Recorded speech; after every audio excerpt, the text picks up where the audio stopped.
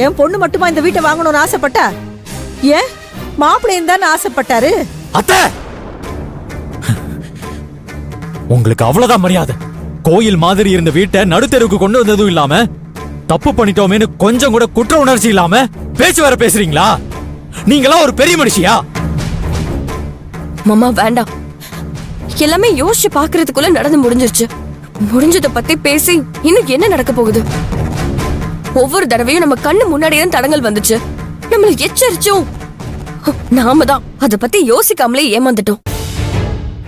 இது நம்ம எல்லாருடைய தப்புதான். கீர்த்தி மட்டும் திட்டி எந்த பிரயோஜனமும் இல்ல. அவளை திட்டுறதுனால இழந்த பணம் திரும்ப கிடைச்சிருவா போகுது? இல்ல செல்வி, ஒவ்வொரு தடவையும் இவளை நம்பி நம்பி எனக்கு செருப்படி கிடைச்சதுதான் மிச்சம். அப்பெல்லாம் நான் மட்டும் பாதிக்கப்பட்டதுனால எனக்கு எதுவும் பெருசா தெரியல. ஆனா இன்னைக்கு இவளால ஒட்டுமொத்த குடும்பமும் பிளாட்ஃபார்ம்ல நிக்க போகுது. தப்பு பண்ணிட்டேன். என் வாழ்க்கையில நான் பெரிய தப்பு பண்ணிட்டேன். இவளை கல்யாணம் பண்ணி நான் பெரிய தப்பு பண்ணிட்டேன். எனக்கு இவளை ஏன்டா பார்த்தோன்னு இருக்கு.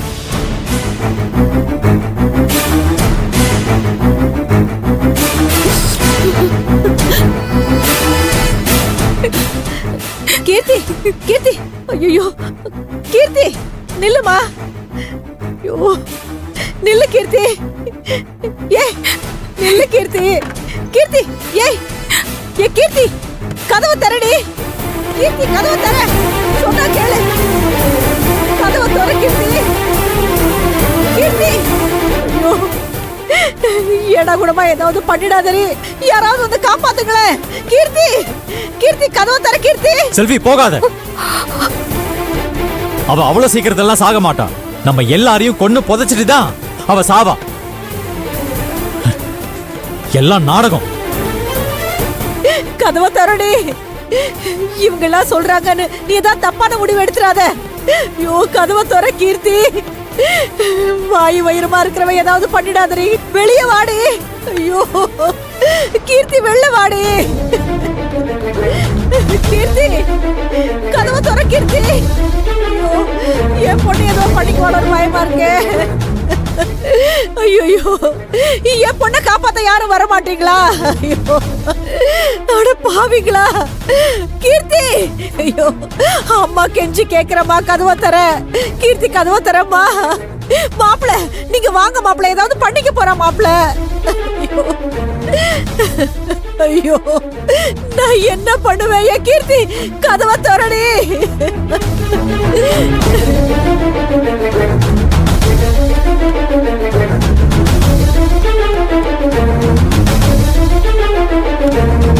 கீர்த்தி ஐயோ தயவு செஞ்சு கேளுமா, கதவை தரமா.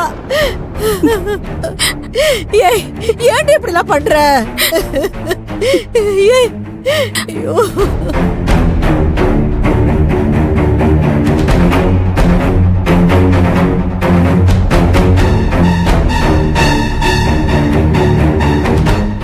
ஏய் ஏன்டி இப்படிலாம் பண்ற? ஏய் கதவை சாத்திக்கிட்டு கொஞ்ச நேரத்துல என்ன பதற வச்சுட்டியேடி. உனக்கு ஏதாவது ஆச்சுன்னா நான் என்னடி பண்ணுவேன்? வயித்துல வளர்ற பச்சை குழந்தை என்னடி ஆயிருக்கும்? கொஞ்சமாவது யோசிச்சு பாத்தியா? சத்தரலாம் தான்மா போனேன். ஆனா என் வயித்துல வளர்ற குழந்தைக்காக அந்த முடிவை மாத்திக்கிட்டேன். என்னால இவர் ஏமாந்த பணத்தை நான் திரும்பவும் சம்பாரிச்சு கொடுக்காம சாக மாட்டேன். ஏய் என்னடி கீர்த்தி, என்ன ஆச்சு உனக்கு? என்னென்னமோ பேசுற. நான் சொன்னேன்ல நம்மளெல்லாம் சாகடிக்காம அவ சாகவே மாட்டான்னு. சொன்ன மாதிரியே வெளியில வந்துட்டா.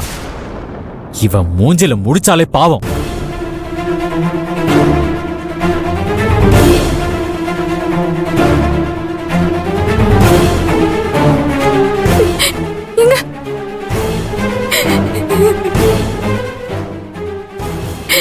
ஏற்கனவே நீ பண்ண முட்டாள்தனத்தினால இங்க எல்லாருமே கஷ்டப்பட்டு இருக்கோம்.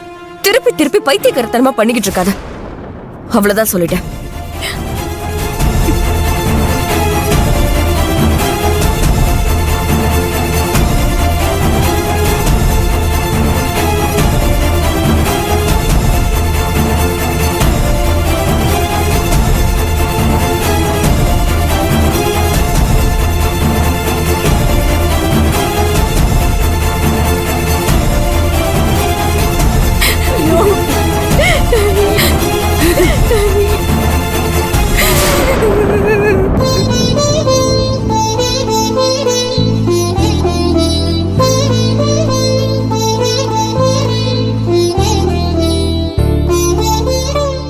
இல்லைங்க.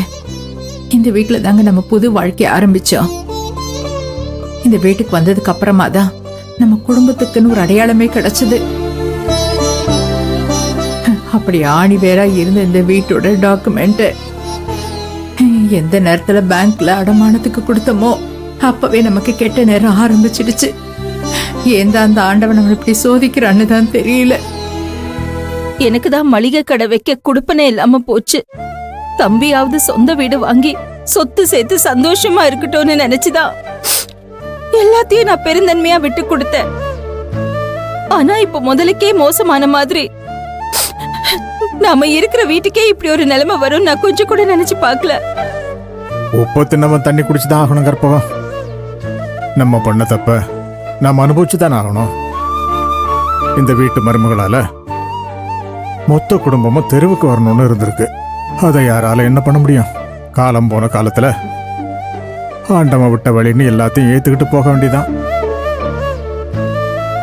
நம்ம இருந்த வீடு நமக்கு சொந்தம் இல்லைன்னு நினைக்கிறப்போ நெஞ்செல்லாம் அடைக்குது கற்பகம். இதையெல்லாம் பார்க்கணும்னு தலையில எழுதியிருக்கு போல. இந்த வீட்டுல நாம இருக்கிறப்பவே இவளுக்கு ஒரு கல்யாணத்தை பண்ணி பார்க்க முடியலையே.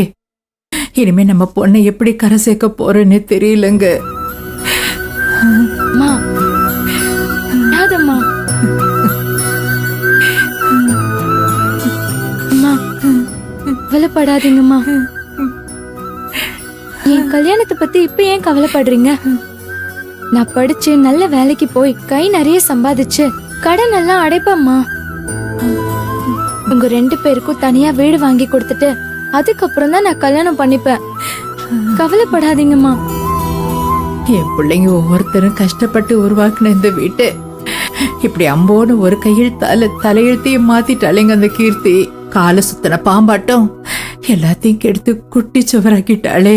இனி யார சொல்லி என்னம்மா ஆக போகுது? போயிடுச்சு, எல்லாமே கை மீறி போயிடுச்சு. எல்லாத்தையும் நேர்ல போய் தெளிவா விசாரிச்சு தானே திரு பண்ணா.